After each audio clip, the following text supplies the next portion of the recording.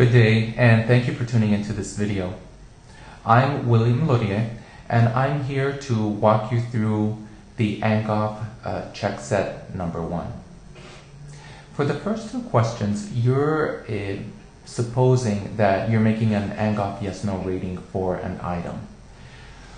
What do you think you should indicate under the 0+ column and the 1 column? Let's say you believe that the borderline 0+ candidate can answer the item correctly.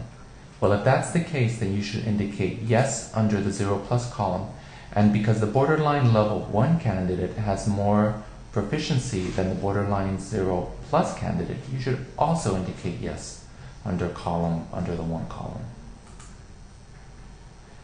Now you're making ratings for item B. You believe that the borderline level 0+ candidate does not have the proficiency to get this item correct. You need to indicate no under the 0+ column in that case. For item B, you believe that let's say that you believe that the borderline level 1 candidate does not have the proficiency to get the item correct, but the borderline level 1+ candidate does. In that case, you should indicate no under column 1 and yes under column 1+.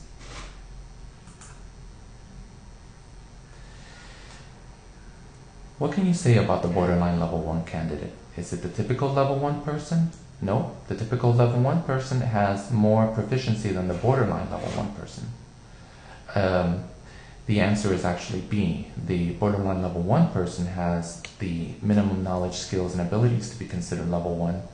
And the reason the answer is not C is that the borderline level 1 candidate would not always get level 1 items correct. Sometimes it will get them correct, and sometimes it will get them incorrect.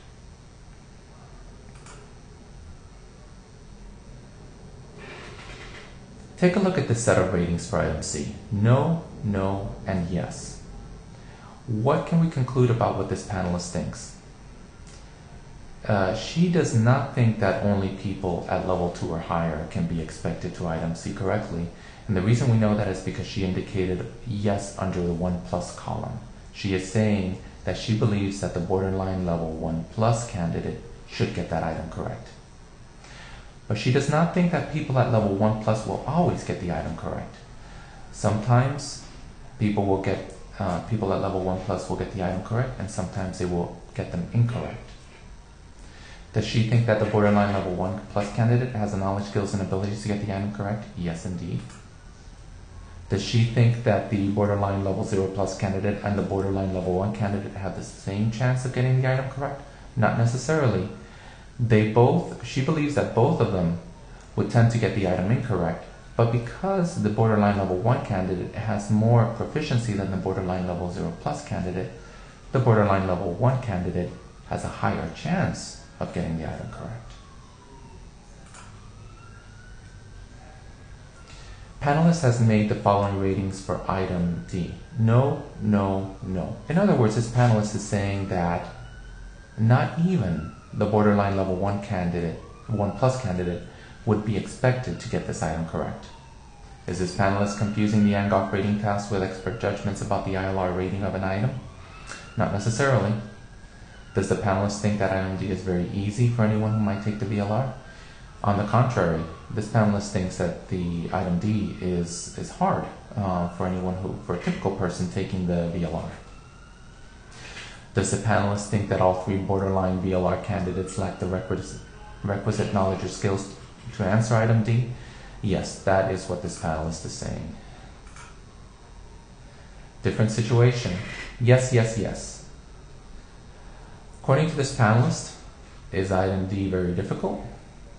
No. Item D is easy, according to this panelist, because even the borderline level 0+ candidate would be expected to get this item correct. Is item D an item that a monolingual English speaker would likely get correct? No, because a monolingual English speaker does not speak the target language. According to this panelist, is it true that item D would likely be answered correctly by anyone at level 0+ or above? Yes. Thank you for taking the time to tune in to this video. If you have any questions about this check set or the explanations, please contact standardsetting@edumetrica.com. Thank you.